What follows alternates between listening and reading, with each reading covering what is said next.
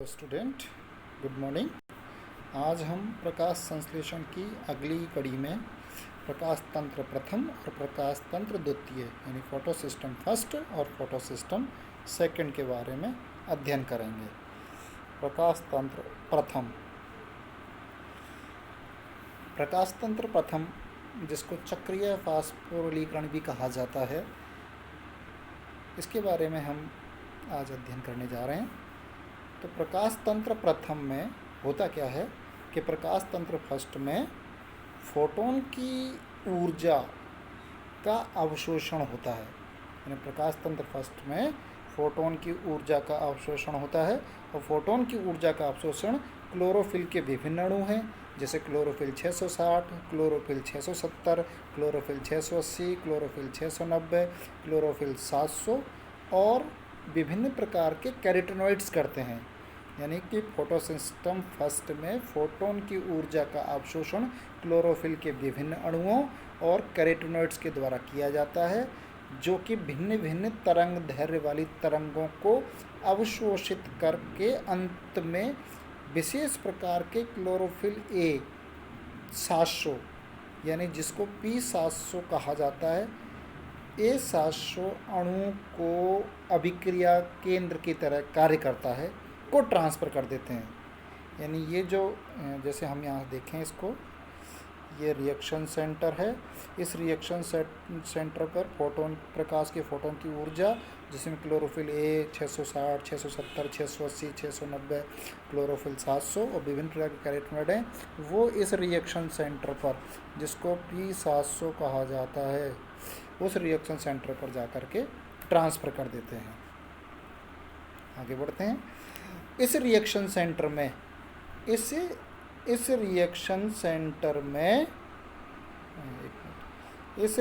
Centre में प्रकाश रासायनिक अभिक्रिया के कारण उच्च ऊर्जा वाले इलेक्ट्रॉन का उत्सर्जन होता है। यानी जैसे ही फोटोन की ऊर्जा आएगी, उसके बाद प्रकाश रासायनिक अभिक्रिया के कारण उच्च ऊर्जा वाले इलेक्ट्रॉन का उत्सर्जन होता है। जैसे ये दिख रहा है, उच्च ऊर्जा वाले इलेक्ट्रॉन का उत्सर्जन होता है। यह फोटो सिस्टम यानी यह प्रकाश तंत्र साइक्लिक, चक्रीय व नॉन चक्रीय, अचक्रीय दोनों प्रकार के प्रकाश संश्लेषण यानी फॉस्फोराइलेशन में भाग लेता है। यानी फोटो सिस्टम फर्स्ट साइक्लिक और नॉन साइक्लिक दोनों फास्फोरिलीकरण में भाग लेता है। अब हम पढ़ते हैं कि प्रकाश तंत्र फर्स्ट की क्रियाविधि कैसे संपन्न होती है। जैसे यानी सूर्य के प्रकाश के फोटोन, ये आ गए सूर्य के प्रकाश के photon chlorophyll A this P700 से टकराते हैं।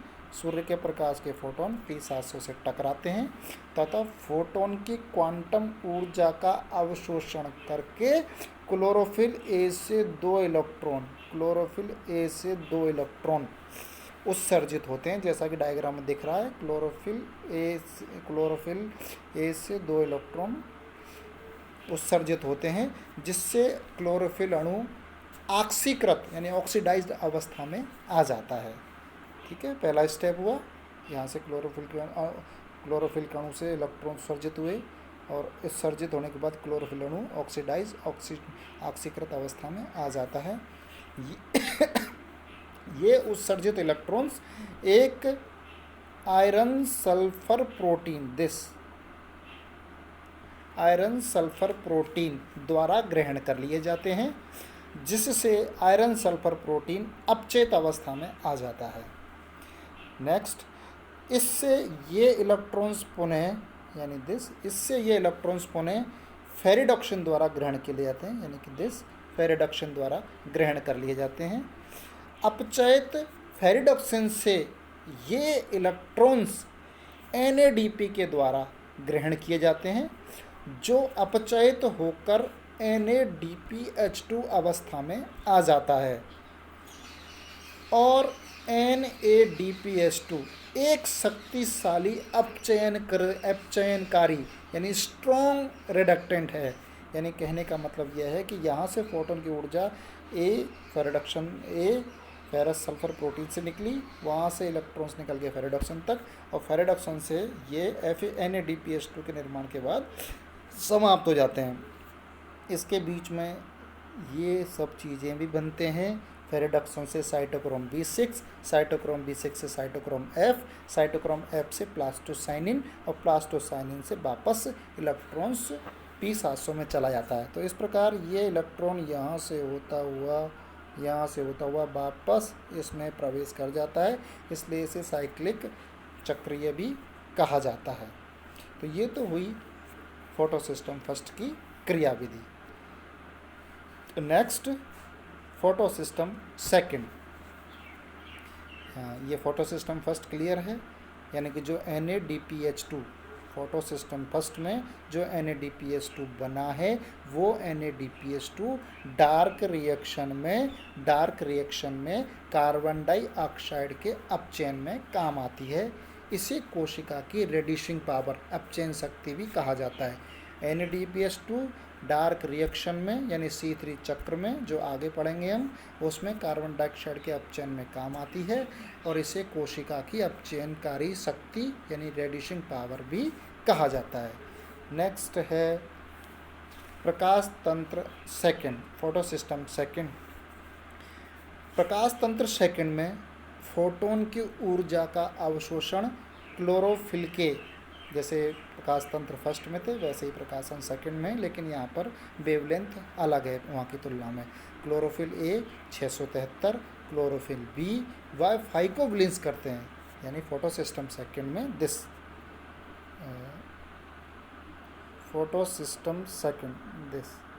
फोटोसिस्टम सेकंड में क्लोरोफिल A 673, क्लोरोफिल B व फाइकोबिलिन्स ऊर्जा का अवशोषण यानी प्रकाश की जो फोटोन की ऊर्जा है उसका अवशोषण करते हैं। नेक्स्ट, इस पिगमेंट सिस्टम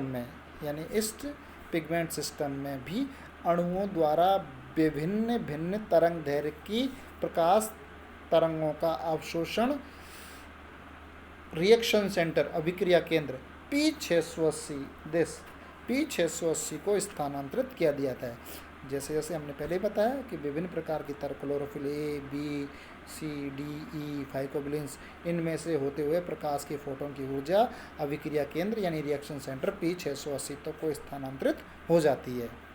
इस प्रकाश तंत्र यानी फोटोसिस्टम में क्लोरोफिल A 673, क्लोरोफिल B 650 व ज़ैंथोफिल्स एंटीना का कार्य करते हैं। इस प्रकाश तंत्र में फोटोसिस्टम फर्स्ट की तुलना में कम तरंग दैर्घ्य वाली फोटोन ऊर्जा का अवशोषण किया जाता है। ध्यान रखेंगे इसको, यानी कि फर्स्ट में ज़्यादा वेवलेंथ वाली तरंग दैर्घ्य काम में आती है, फोटोसिस्टम सेकंड में कम तरंग दैर्घ्य वाली काम में लिया जाता है। इस फोटोसिस्टम का उपयोग केवल नॉन साइक्लिक फोटोफॉस्फोरिलेशन में होता है, यानी अचक्रीय फॉस्फोरिलेशन में होता है।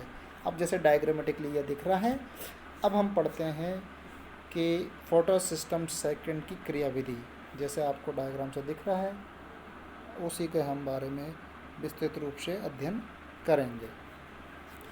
First of all, photochemical reaction में यानी प्रकाश रासायनिक अभिक्रिया में भाग लेने वाले दो वर्णक यानी प्रकाश तंत्रों द्वारा जल अपघटन के कारण ऑक्सीजन मुक्त होती है तथा ATP व NADPH2 का निर्माण होता है। ATP व NADPH2 का निर्माण होता है।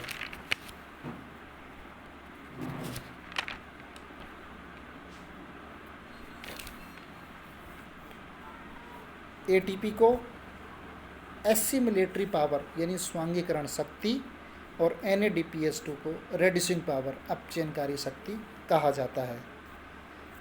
इस प्रकार लाइट रिएक्शन में बनी ATP व NADPH2 डार्क रिएक्शन में कार्बन डाइऑक्साइड के कार्बोहाइड्रेट के अपचयन में काम में आती है।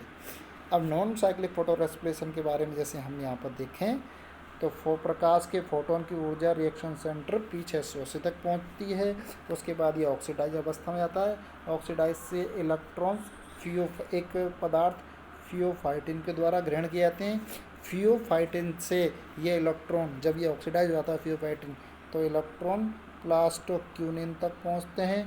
प्लास्टोक्यूनिन से ये फिर इलेक्ट्रॉन साइटोक्रोम B6 अथवा साइटोक्रोम F तक पहुंचते हैं।